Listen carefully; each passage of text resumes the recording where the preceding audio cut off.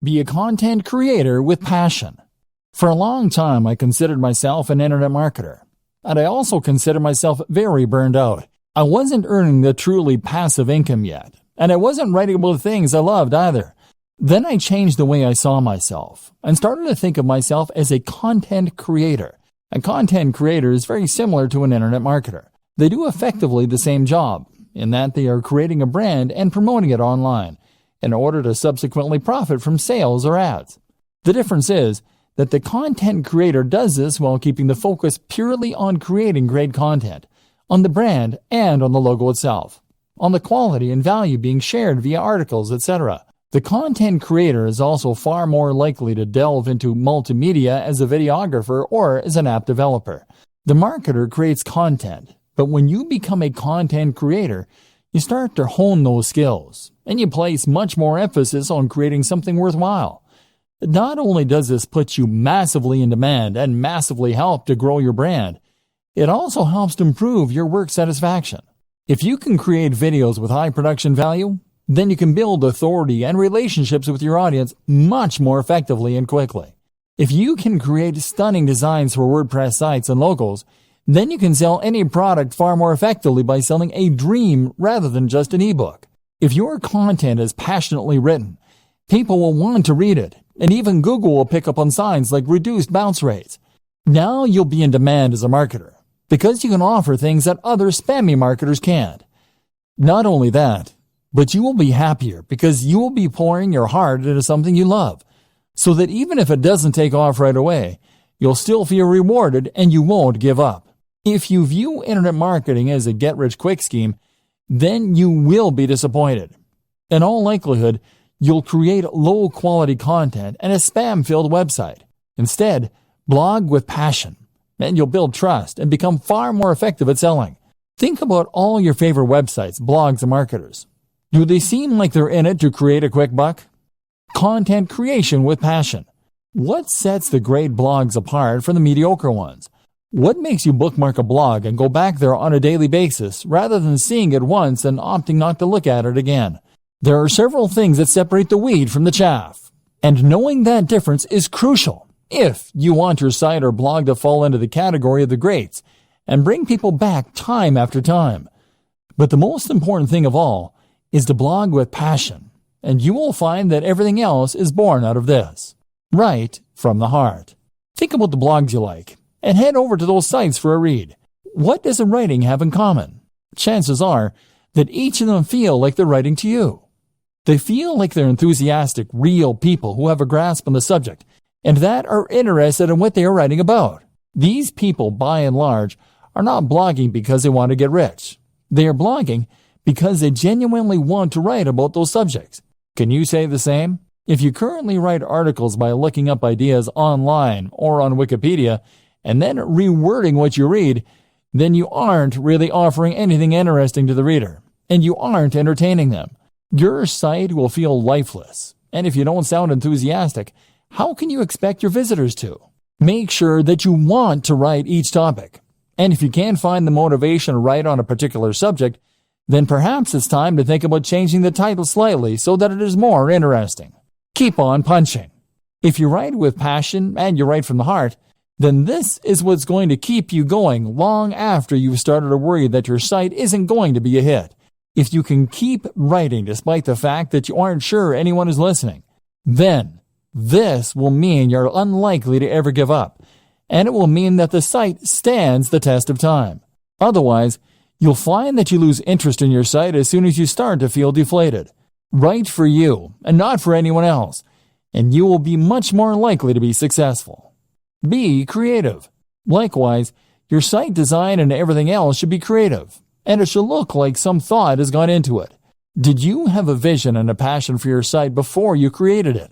Or did you just use the first template you could find? You need to ensure that when someone sees your site, they are seeing something exciting and different, and that has obviously had a lot of care and attention put into it. That way, you will be able to ensure that people realize the passion you have for the subject before they've even started reading. One thing I have never understood is these people who will spend time and energy learning to code and coming up with inventive and ingenious algorithms all so that they can make a spam bot or content spinner? Why not put that same time and energy into making a good site in the first place that people actually want to come to? To do this, you need to love what you do. And if that comes across, then other people will want to visit your site. Put it out there. You also need to be just as passionate with marketing your site, and to do this again, you need to have passion for it. Make sure you are immensely proud of your site, so that you can't help but bring it up in every conversation. Accomplish this, and you will ensure that you are able to market it better. If you are ashamed of your site, on the other hand, and don't want people to see it, then quite simply, you won't promote it as much as you should, and no one will find it. Looking after your health and happiness as a digital marketer. If you work online full-time, then you might not consider yourself in a particularly dangerous line of work. You're not exactly a firefighter or a soldier, but there are still dangers here. They're just much more subtle. Internet marketers don't only run the risk of being highly stressed, they also run the risk of getting badly out of shape and even causing issues like RSI, repetitive strain injury.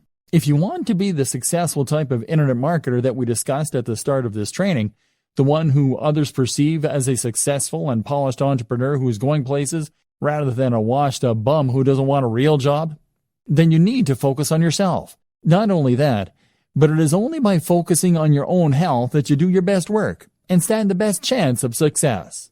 Mental health. If you are a digital marketer, then you are an entrepreneur. And if you're an entrepreneur, then, as Tim Ferriss often discusses, you are at a heightened risk for bipolar disorder.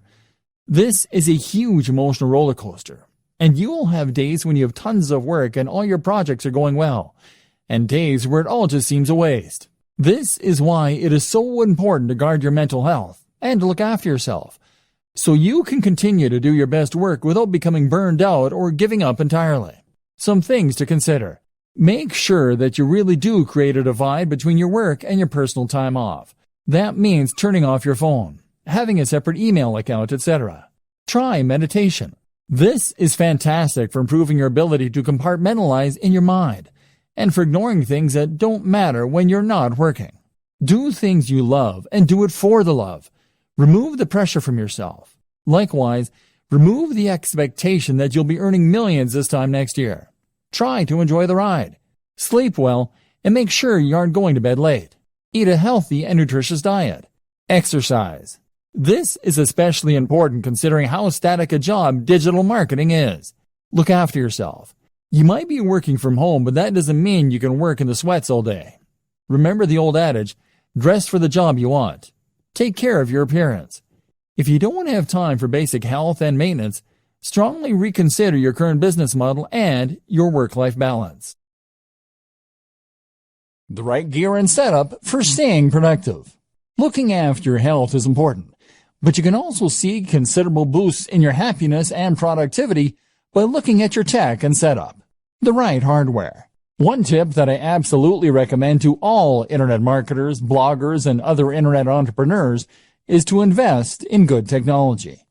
When you're an internet marketer, you're essentially a one-man or woman band. That means that you are the business. Your passion projects are your R&D, and your equipment is your main computer.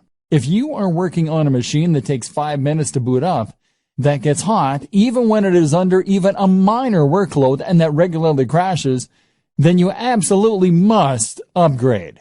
You'll save a huge amount of time by having a computer that springs instantly to life, and you avoid those painful moments where your computer crashes and you lose all that work you've been doing. But the reasons to invest in good tech go way beyond that. They extend to the simple fact that good tech is more pleasant and enjoyable to work on. When I upgraded to the Dell XPS 15, I suddenly had a 4K screen, a blazing fast i7 processor with a GPU, a comfortable keyboard, and typing experience.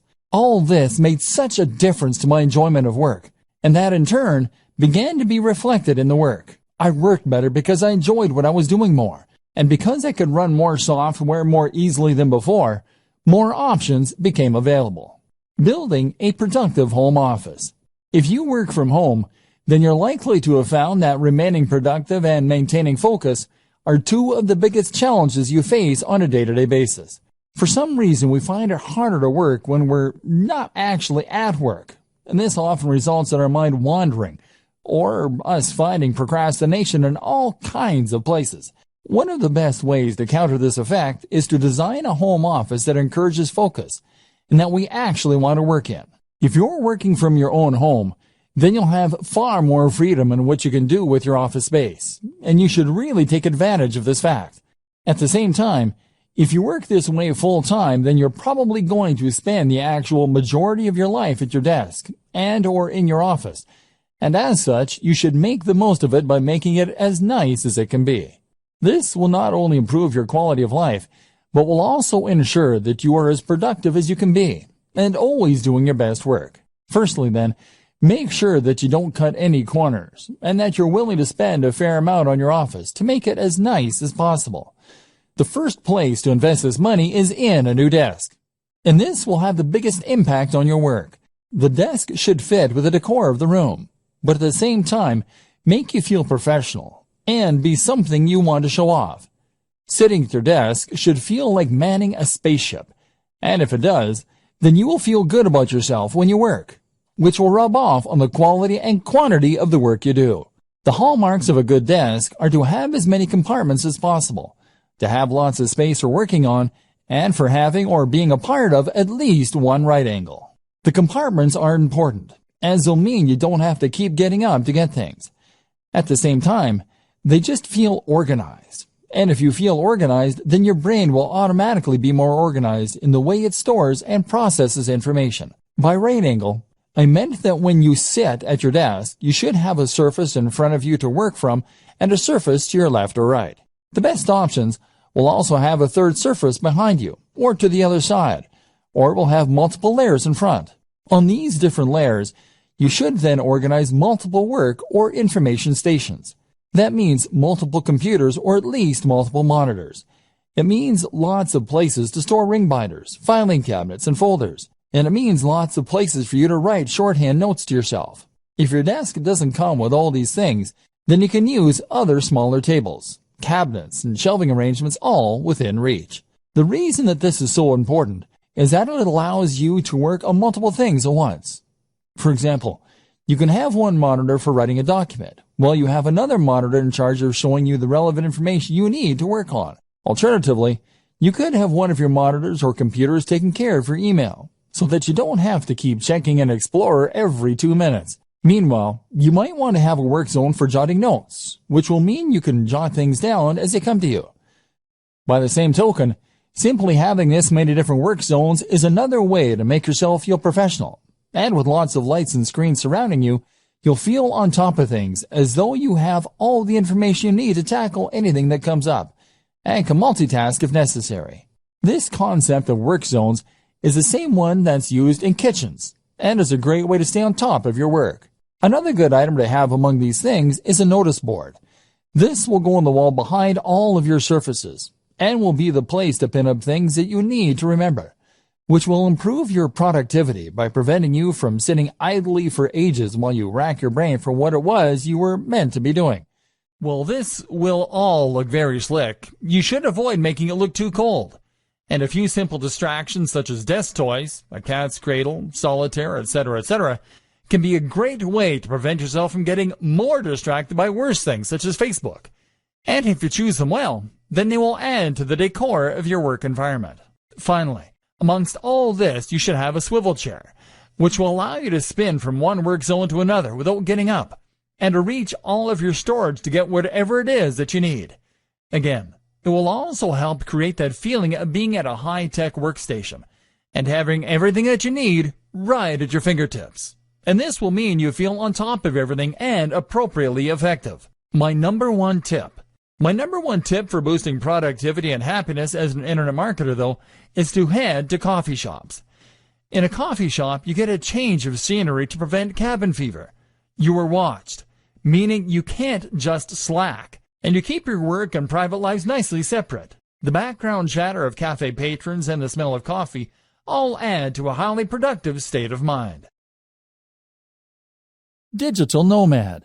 The digital nomad is a fascinating concept that has only become possible in the last several years. This is a vision of a lifestyle filled with adventure and travel, but funded by a stable income with no risk of going bankrupt. How does it work? Simple. By using computers and other technology, you create a situation where you can work remotely from anywhere, as long as you have an internet connection. Then you pack your bags and travel the world, using your online work to fund your traveling. But at the same time, living cheaply in hostels and other places so that you don't need that much cash to begin with. You can see the world and have countless adventures, and all you need is a laptop.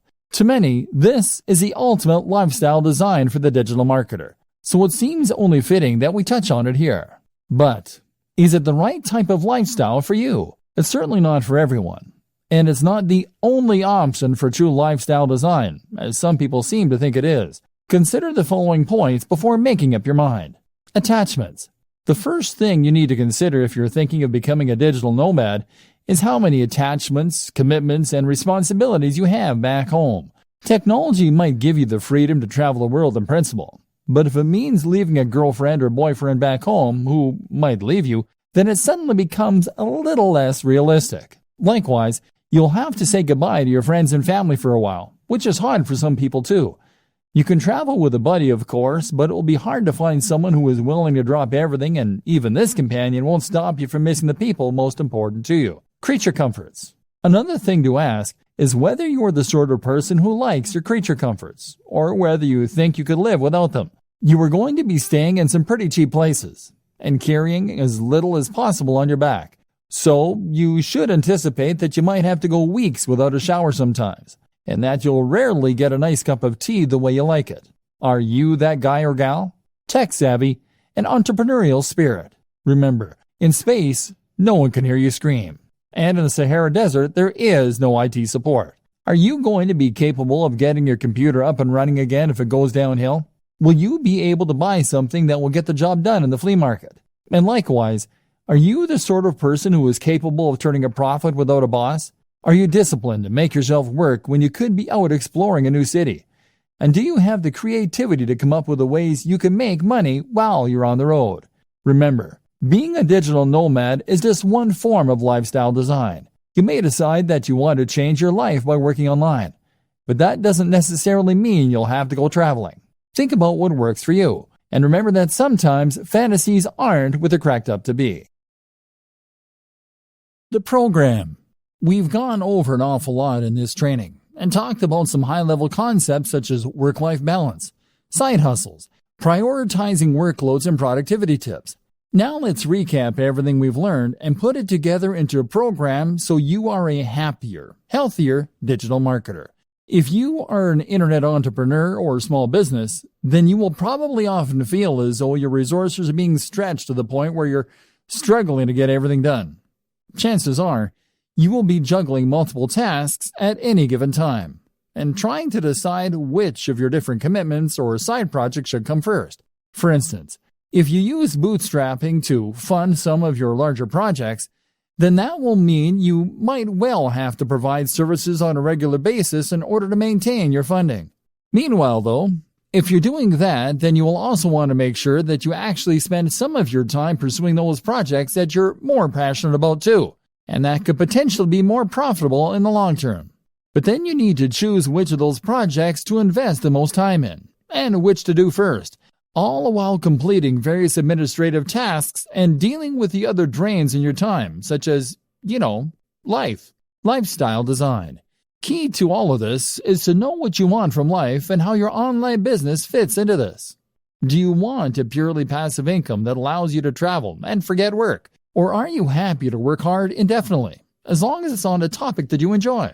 More importantly, how much money do you need to live? What are your personal aspirations? How much time will it take you to earn that money? What are the different variables you can manipulate to get the lifestyle you want? At the same time, consider what you need to get your internet marketing business off the ground. With all that in mind, you can then work on how much money you need to earn, and make sure that you do that every day. Be strict, and leave time for yourself and for your passion projects. Hierarchy. If you're anything like me, then you will probably have about 20 side projects going on at any one time, as well as your main job and other commitments. This is something that was recognized at the organization I worked for last.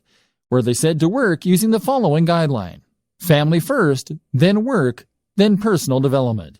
The family first thing is something that's important to remember when you're an entrepreneur, as you don't want to get so wrapped up in pursuing success that you forget the reason you wanted to be successful in the first place, which was probably to spend more time with your family and to be able to support them.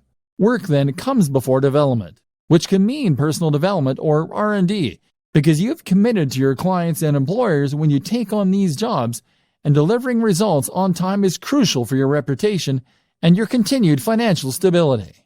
Separating your work. The danger, though, here is that you might end up never actually getting around to the projects that you want to work on, and so fail to make any progress as a business because you'll be too busy fulfilling your day-to-day needs. To solve this problem, a good system to use is to separate your workload into distinct sections that you can then work through in sequence.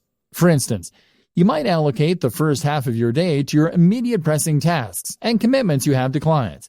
Following this, you might then divide the next half of the day into administrative tasks, followed by work on your projects. This would mean that you'll definitely get time to work on your projects, but on slow days or days when you have a larger than normal workload, your most crucial tasks won't be the ones to suffer. You would then also draw a line underneath your day to mark the end of your working day and to avoid it spilling over into your private life. Your family will thank you, and you'll come into work with more energy and rejuvenated enthusiasm. Organizing your projects. In terms of knowing which of your projects to work on when, you will again benefit from focusing on one side project at a time, rather than trying to divide your attention between all of them at once. To decide which of your projects you want to prioritize first, it can be useful to do some math and to look into your projected time to completion versus the potential profit of the project. In other words, then, if you have a lengthy project that is something of a labor of love for you, then you may want to deprioritize this and focus on the shorter and more immediate profitable tasks. If you finish the smaller tasks first and these start bringing in profits, then you'll increase your overall turnover much more quickly than you would working on a lengthy and risky project initially.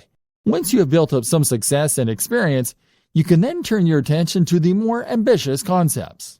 Of course, there is always the chance that if one of your smaller side projects takes off in too big a way, it could end up preventing you from ever focusing on your dream projects. While profits are important, and it's good for business to use the above method, it's equally important to make sure that any projects you spend time on fit your company's mission statement. If you can't get passionate about it, then you have no business doing it. Steps to a better lifestyle. So for the burned out blogger or the internet marketing maniac, here are some steps to enjoying a better work-life balance. Create a business model with a stable revenue stream and a passion project. Bootstrap. Know precisely how much you need to earn to fund your lifestyle and your passion projects. Likewise, know the lifestyle you want to live and consider a digital marketing strategy to achieve that. This might mean becoming a digital nomad, but think it through carefully. Earn that amount each day. Then switch focus. Work on one side project at a time. Make sure it is something that you love doing. Make sure it is something with a good risk-reward ratio. Start out with fail-fast, smaller business projects in order to learn and to start bringing in more passive income. Do not spend months and months on a sales funnel for your first project. Gradually switch the balance from the grind to those passion projects. Create multiple revenue streams. Look after your mental and physical health. Keep the mental discipline to avoid the temptation to keep working and to separate your work and your life. Meditation can be hugely beneficial. Eat, sleep, exercise. Dress for the job you want. Invest in yourself, in a great home office and a great, powerful computer for working on. Go to coffee shops to escape your own environment. You can travel more without necessarily becoming a digital nomad. Find the passion. Become a content creator more than a marketer. Don't expect overnight success. Remove the pressure. This means writing a strict schedule to define when you work on which projects, as well as when you'll finish work. And this is what all of this really comes down to: discipline. With discipline and passion, you will be able to tame this mighty beast and make digital marketing work for you. Then, anything is possible.